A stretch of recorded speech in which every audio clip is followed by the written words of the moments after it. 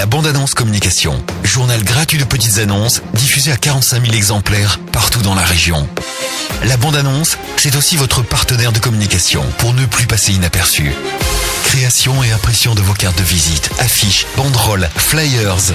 2 agences à votre écoute sur Ganges et Quissac et par mail à contact@labandeannonce.fr. La bande-annonce communication, agitateur de pub.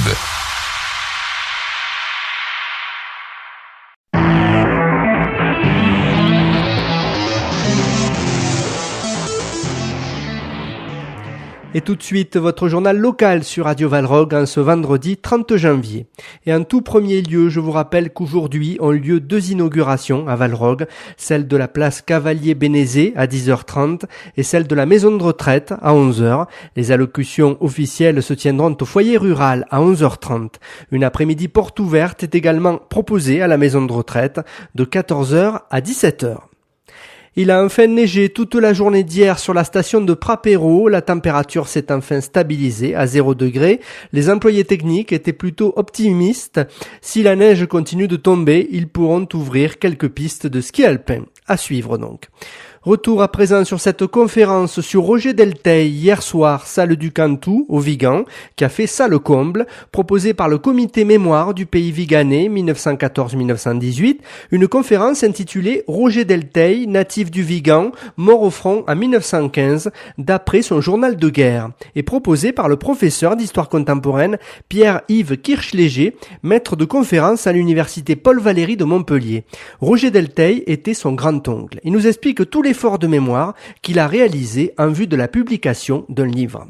C'est d'abord un effort de mémoire familial. En fait, c'est parti de là, l'idée, puisque nous avions conservé dans la maison familiale des Cévennes les lettres que Roger Delteil adressait à ses parents. Nous savions qu'elles étaient là, et à l'occasion du centenaire de la Grande Guerre, on s'est dit, avec mon oncle, qui a fait la préface de l'ouvrage, qu'il serait intéressant de le publier. On s'est pris au jeu et finalement, l'ouvrage est devenu plus important que ce qu'on pensait, parce qu'on a retrouvé l'ensemble des lettres qu'il a envoyées pendant finalement la courte période où il a fait la guerre, de février à septembre 1915, puisqu'il meurt le 28 septembre 1915. Qu'est-ce que ça nous dit aujourd'hui ? Qu'est-ce que ça apprend aux gens ? Qu'est-ce que justement vous allez dire dans cette conférence-là ? Alors c'est d'abord un document intéressant sur la guerre et sur la manière dont quelqu'un qui est alors étudiant en droit, il a 23 ans, va se retrouver confronté à cette expérience particulièrement traumatique. Donc c'est d'abord un document de première main, alors qui est intéressant puisqu'il nous renseigne sur la manière finalement dont les combattants vivent la guerre. Et puis par-delà, c'est bien sûr un témoignage, on pourrait dire, universel, puisque les questions qu'il pose, les questions que nous nous posons à la lecture de ces lettres, sont d'une grande actualité. Pierre-Yves Kirchléger pour nous parler de cette conférence mémoire sur Roger Delteil, mort au front en 1915, un Viganais, qui s'est tenu donc hier soir, salle du Cantou au Vigan.